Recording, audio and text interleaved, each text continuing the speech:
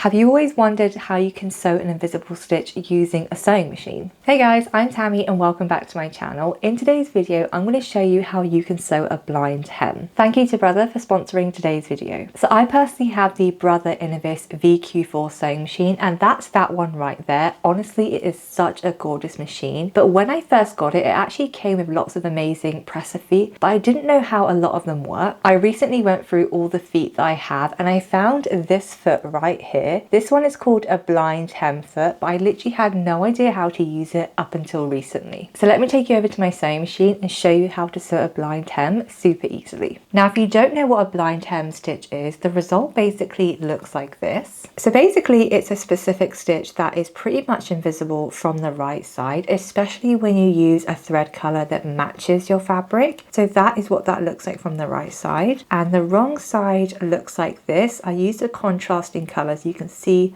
what that stitch looks like, but from the right side you can just about see that stitch right there. There is a bit of a shadow that it's casting, but when you look at it from afar, it really does look like an invisible stitch. Now you are going to need this presser foot right here. This is a blind hem foot and mine's written with the letter R on it. But if I just give you an overview of what that looks like, you can see one side is actually slightly more raised and higher than the other.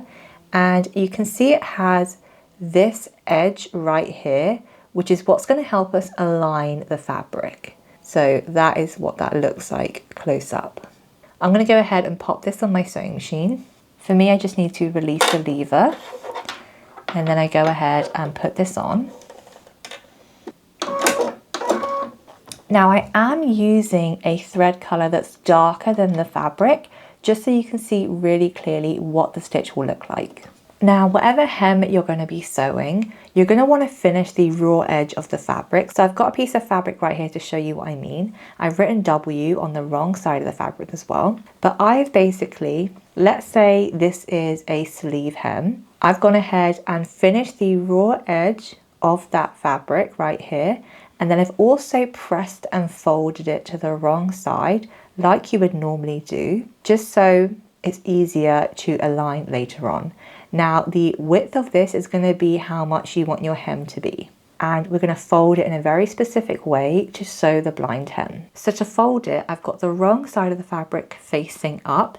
That's also where we've pressed the hem down. And what you want to do is grab both ends and we're just going to fold the fabric like that. And as we've done that, you can see now this is a single piece of fabric here, the one that we overlocked, and we've got this folded edge along here. So from this angle, you can see that is what that looks like. And the gap we're going to leave in this extension is what is totally up to you. This is going to help us create that stitch, but also give us structure and give the stitch something to hold on to. I personally like to overlock the edge and then do about a 2mm gap between the edge of the overlocked edge and the edge of the fold, which in total is about 7mm. But that again is totally up to you. So let's say I leave a gap about that big. What I would go ahead and do is use some pins to clip this in place. And then I would align the gap to be the exact same across the entire seam. I do like to use these pins instead of pressing it in place because it means the crease won't be as prominent. So this is what that clipped edge looks like. You can see that's where the fold of the fabric is. It's the same on both sides. Now I'm going to show you what stitch you want to select on your sewing machine. So this is my Brother sewing machine, the Innovis VQ4. It's actually a really fancy machine and I absolutely love it. It has so many stitches for you to choose from and you can go through and have a look through them. But the one we want for this specific one, if I just zoom in, is we're going to want this one right here. So if I just press it, it will change and it will tell me blind hem stitch. There's actually two. You can see there's two. One is for stretch fabric and one is specifically for woven fabric. And like I said, you can basically see it's just an elongated zigzag stitch with these gaps in between. As you can see, it tells me up here what foot I need to have put on, which I've already done. And this is actually to scale what the stitch will look like. But now that we've selected that, we can go ahead and test what it looks like. So you can see here I've got the blind hem foot attached to my machine, and like I said, I've got the contrasting thread color, so it's a bit more obvious to see what we're doing. Now what we're going to do is go ahead and take our fabric, and we're going to align this edge of the fold with that edge that we see on this presser foot. So you can see that edge right there. We want to butt that up against the edge of the fold. So if I just take a clip out and I just bring the presser foot down, you can see here that that edge, that metal edge, is pressing against the edge of the fold. And what we're going to do is go ahead and sew that blind hem stitch. And what we want to happen is we want the stitch to catch this edge of the fold, but mainly sew on this extension. So I'll show you what that looks like at the end as well. So I'm going to go ahead and sew this stitch.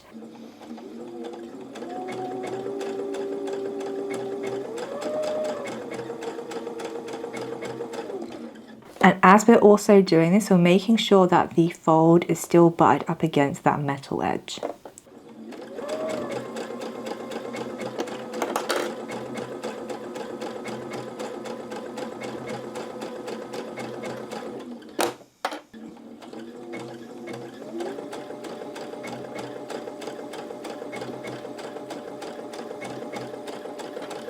So I've just taken that out of the sewing machine, and this is what that looks like.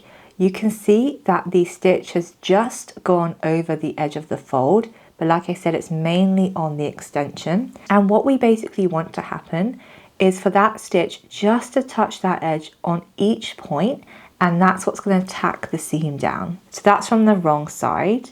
What we would go ahead and do is just fold it back to its original position, and then we would press this in place. Now I have gone ahead and pressed that in place with my iron, and that is what it looks like. Again, I use a contrasting thread color so you can see what's happening a bit more. Now this one isn't as even as the previous one that I did, and I want to show you what that looks like. So you can see here that the contrasting thread color, that little line that it's creating, that's what's holding the seam together. So, I mean, you do want to see a tiny bit of it, but not this much. I would say more around these two levels. You can just see the line. And again, when it's in a contrasting thread color, you won't be able to see it when you're looking at it from afar. But you can see here with these examples, the stitch is a bit too long, and I'll show you how we can adjust that. But the main thing you want to check out for is that from the wrong side, which looks like this, that the seam is actually tacked down. So if I move it, it's not going to move, and that's actually sewn in place, which it definitely is. But you might find areas like this where it's only just tacked in place. It looks really nice from this side, but from the other side, it might not be fully tacked down. This one is, which is really good, but if you find from the other side that it is very much invisible, and when you try to lift it, it is coming apart, that means you need to tack it down slightly more.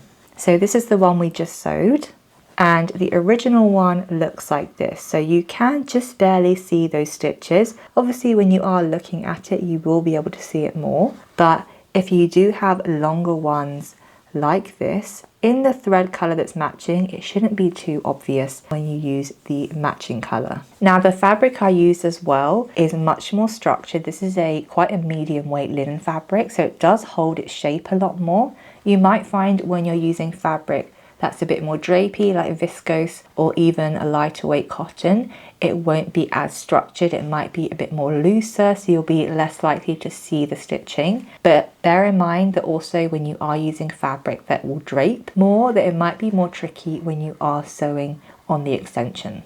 So I did just want to show you on my sewing machine how you can adjust the width of the stitch, like where that point will hit. And on my one, I've got the width and length right here. If I bring the width up, you can see right here, if I zoom in, it's actually giving us an arrow to the right, and it says +2. Basically means this point right here where that V hits, that's actually moved in by 2, and it basically means the stitch is going to be narrower, whereas if you minus it, the stitch is going to go pushed out that way, so it's actually going to be wider. That's how you can control where that stitch actually hits. You can also do things like change the needle position. That's basically what's happening here.